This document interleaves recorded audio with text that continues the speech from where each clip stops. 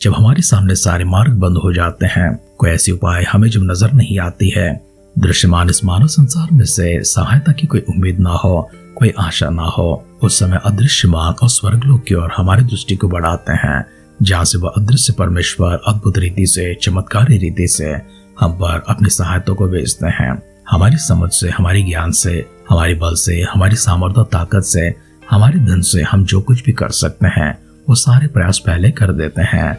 निस्सहाय, निर्बल और असंभव जैसी स्थितियों में हम मनुष्यों को छोड़कर, इन सारे बल सामर्थ्यों को छोड़कर, हमारा भरोसा वहां से हटाकर हम परमेश्वर के ऊपर लेकर जाते हैं।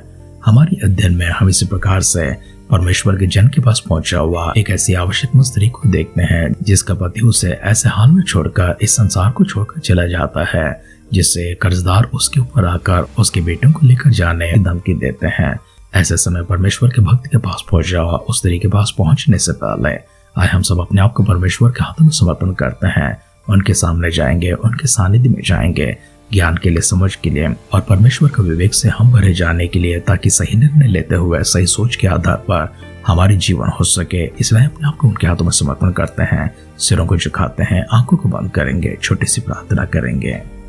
पिता परमेश्वर, हम धन्यवाद करते हैं, स्तुति करते हैं, आभार मन के साथ में आपके दिव्य सानिध्य में आते हैं। बीते रात के लिए प्रभु, बीते दिन के लिए आपको शुक्र अदा करते हैं, सारी बरकतों के लिए, सारी आशीर्वादों के लिए धन्यवाद करते हैं। हम तक पहुंचे परमेश्वर हमारे जीवन दान के लिए, हम तक पहुंचे प्रभु जी आहार के लिए, हमें प्रभु जी प्रदान किया प्रभु आमदनियों के लिए, प्रभु जी नौकरियों के लिए, हर प्रकार की पेशे के लिए, हमारे परिवार के जनों के लिए, हमारे मित्रों के लिए, हमारे लिए प्रभु जी वरदान के रूप में दिए हुए कलीसियाओं के लिए, पासवानों के लिए, हमारे भाई बहनों के लिए प्रभु जो हमारे लिए दुआ करते हैं, उन सबों के लिए आपको धन्यवाद करते हैं। सबसे बढ़कर आप हमारे साथ में हैं, आपका वचन हमारे पास है, आत्मा का अभिषेक हम पर है प्रभु, इसके लिए आपको धन्यवाद करते हैं। आगे प्रभु इसी प्रकार से चलाते रहिए, हमारे दिन में अपनी उपस्थिति को इसी प्रकार से बरकरार रखिए। आशीषमान हाथ प्रभु जी हमारे सारे प्रियजनों के ऊपर हमेशा प्रभु जी फहराए रखने के लिए दुआ करते हैं। वचनों के माध्यम से हमसे बातें कीजिए, सारी महिमा, गौरव, आदर, सम्मान आप प्राप्त कीजिए। प्रार्थना पिता आपने सुनकर दिया उत्तर के लिए धन्यवाद करते हुए हमारे उद्धारकर्ता हमारे प्रभु यीशु मसीह के नाम से इस प्रार्थना को मांगते हैं, सुन और कबूल कर पिता। आमेन, आमेन, आमेन। आध्यात्मिक जीवन की दैनिक खुराक सुन रहे हमारे सारे प्रिय श्रोताओं को, परमेश्वर के प्रिय भक्तगणों को प्रभु यीशु मसीह के नाम में प्यार भरा जय मसीह की सुप्रभातम और शुभोदय कहते हुए हम सबका मनपसंद ध्यान केंद्र आध्यात्मिक जीवन की दैनिक खुराक में और इस नए दिन में आप सबका स्वागत करते हैं। हमारे अध्ययन राजाओं का दूसरा ग्रंथ 14 अध्याय में चल रही है। आइए उसका पहला वचन से पढ़ते हुए हमारे ध्यान को आगे बढ़ाएंगे। भविष्यद्वक्ताओं की चेलों की पत्नियों में से एक स्त्री ने एलीशा की दुहाई देकर कहा, तेरा दास मेरा पति मर गया और तू जानता है कि वह यहोवा का भय मानने वाला था और जिसका वह कर्जदार था वह आया है कि वह मेरे दोनों पुत्रों को अपने दास बनाने के लिए ले जाए। एलीशा ने उससे पूछा, तेरे लिए मैं क्या करूं? मुझसे कहा कि तेरे घर में क्या है? उसने कहा, तेरी दासी के घर में एक हांडी तेल को छोड़कर और कुछ नहीं है। उसने कहा, तू बाहर जाकर अपने सब पड़ोसियों के खाली बर्तन मांग लिया और थोड़े बर्तन ना लाना, फिर तो अपने बेटों समेत अपने घर में जा और द्वार बंद करके उन सब बर्तनों में तेल उंडेल देना और जब भर जाए उन्हें अलग रखना। तब वह उसके पास से चले गई और अपने बेटों समेत अपने घर जाकर द्वार बंद किया। तब वे तो उसके पास बर्तन लाते गए और वो उंडेलती गई। जब बर्तन भर गए तब उसने अपने बेटे से कहा, मेरे पास एक और भी ले आ। उसने उससे कहा, और बर्तन तो नहीं रहा। तब तेल थम गया। तब उसने जाकर परमेश्वर के भक्त को यह बता दिया और उसने कहा, जा तेल बेचकर ऋण भर दे और जो रह जाए उसे तो अपने पुत्रों सहित अपना निर्वाह करना। राजाओं को दूसरा ग्रंथ 14 अध्याय का पहला वचन से लेकर 7वां वचन तक हमने पढ़कर सुना है। एलीशा नबी के पास एक विधवा स्त्री आती है जो भविष्यद्वक्ताओं के चेलों में से एक की पत्नी थी। वह जाकर एलीशा से कहती है, मेरा पति मर गया है और तू यह जानता है कि वह यहोवा का भय मानने वाला है, लेकिन उसके कर्जदार आकर मुझे धमकी देने लगे हैं कि मेरे दोनों बेटों को दास बनाकर अपने संग लेकर जाएंगे। अब मैं क्या करूं? तब एलीशा नबी ने कहा, तू क्या चाहते कि मैं तेरे लिए करो? बता तेरे घर पर क्या है? उसने कहा, मेरे घर पर हांडी में थोड़ा तेल है, उसको छोड़ और कुछ भी नहीं है।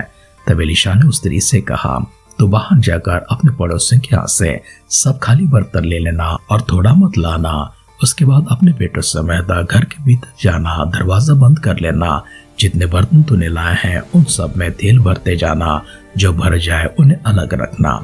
जैसे एलिशा नबी ने कहा था, वो स्त्री हांडी में का तेल बर्तनों में डालती जा रही है, बर्तन भरते जा रहे हैं, उन्हें अलग रखते जा रहे हैं। उसके बाद स्त्री ने अपने बेटे से कहा, एक और बर्तन मेरे पास लेकर आ। उसने कहा, बर्तन खत्म हो चुके हैं और बर्तन नहीं है। जैसे ये शब्द कहा तो तेल रुक गया है। तब स्त्री फिर से एलिया नबी के पास जाकर उसको सारा हाल बताती है कि जिस तरह तूने कहा है मैंने वैसे ही किया, सारे बर्तन तेल से भर गए हैं। एलिशा ने कहा, जाकर वो तेल बेच देना, अपना कर्ज उतार लेना और जो बाकी रह जाए उससे तू और तेरे बेटे अपना जीवन को गुजारा करना।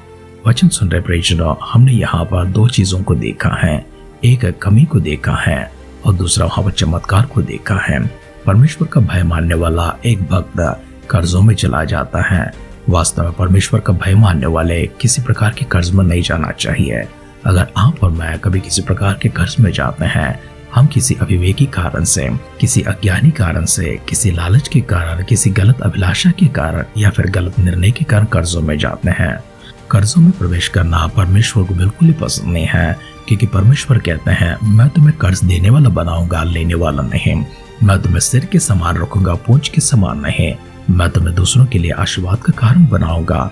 ऐसे समय परमेश्वर कभी पसंद नहीं करते हैं कि उनके भक्त कर्ज करें। यहाँ पर उस नबी को हमने देखा है जो परमेश्वर का भय तो मानता था, वरन बुद्धि और ज्ञान और विवेक के साथ नहीं चला, या फिर हो सकता है किसी मजबूरी के कारण वो कर्ज में चला गया हो। कर्ज इतने बढ़ चुके हैं कि कर्जदार आकर उसकी पत्नी को, उस विधवा को धमकी देते हैं और दो बेटों को ले जाकर दास बनाने लगते हैं।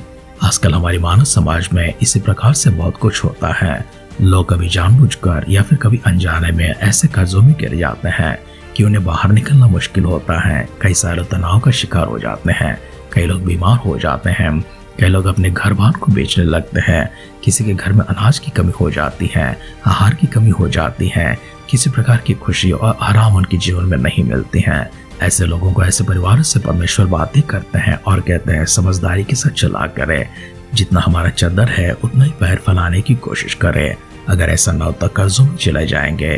कर्ज कभी अच्छा नहीं होता है, वो हमेशा घातक होता है, नुकसानदायक होता है और दुखदायक होता है। परेशानी को, विपत्तियों को, मुसीबतों को, क्लेशों को लेकर आता है, यहाँ तक कि हमें कंगाल कर देता है, कभी चैन से जीने नहीं देता। इसलिए वचन सुन रहे प्रियजनों, कर्जों में कभी ना जाए।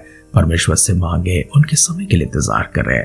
परमेश्वर आकाश के झरोखों को खोलते हुए अनगिनत आशीर्वाद आपकी पर डालेंगे। आइए प्रार्थना करेंगे। पिता परमेश्वर, एक और बार आपको धन्यवाद करते हैं शब्दों के लिए। इन वचनों के माध्यम से प्रभु हमारे जीवन स्थिर हो सके, हम विवेक इंसान होकर, समझदार इंसान होकर ज्ञान और समझ में चलाए जा सके। आपकी स्वर की महिमा के लिए प्रभु जी निरंतर परमेश्वर बिना कर्जों के इस संसार में खल के जीवन को प्राप्त करते हुए जो कुछ परमेश्वर हम आपसे मांगते हैं, विश्वास के आधार पर उसे स्वीकार करते हुए उसे तृप्त रहकर आपकी महिमा बढ़ाने वाले, आपकी गौरव करने वाले और एक सच्चे और अच्छे जीवित गवाह के रूप में हम खड़े हो सके। इस प्रकार चलने के लिए परमेश्वर आप हमारी प्रार्थनाओं को सुनकर देवतरों के लिए धन्यवाद करते हैं। अगर प्रभु यीशु मसीह की बादलों की आग में विलंब होगी, कल सुबह फिर से मिलने का सौभाग्य प्रदान करें। अगर ऐसा ना हो तो प्रभु यीशु मसीह की बादलों की आग में हमें शामिल करने के लिए दुआ करते हैं। फिर से एक बार सारी भलाई के लिए धन्यवाद करते हुए हमारे उद्धारकर्ता, हमारे प्रभु यीशु मसीह के नाम से इस प्रार्थना को मांगते हैं। सुनर कबूल कर पिता। आमेन, आमेन, आमेन। प्रभु यीशु मसीह ने जिस प्रकार से प्रतिज्ञा किया है, मांगो तो तुम्हारे लिए दे दिया जाएगा, खटखटाओ तो तुम्हारे लिए खोला जाएगा, ढूंढोगे तो तुम प्राप्त करोगे। प्रभु की प्रतिज्ञा के अनुसार अनगिनत और अपार आशीर्वाद हमेशा हमेशा आपके ऊपर ले जाए। हमारे से दुआ और कामना के साथ आज के ध्यान के पर समाप्त करते हैं। आप सुनते रहिए, सुनाते रहिए आध्यात्मिक जीवन की दैनिक खुराक। कल फिर मिलेंगे। अपना ख्याल रखिए, अपनों का ख्याल रखिए, दूसरों का भी ख्याल रखिए। God bless you.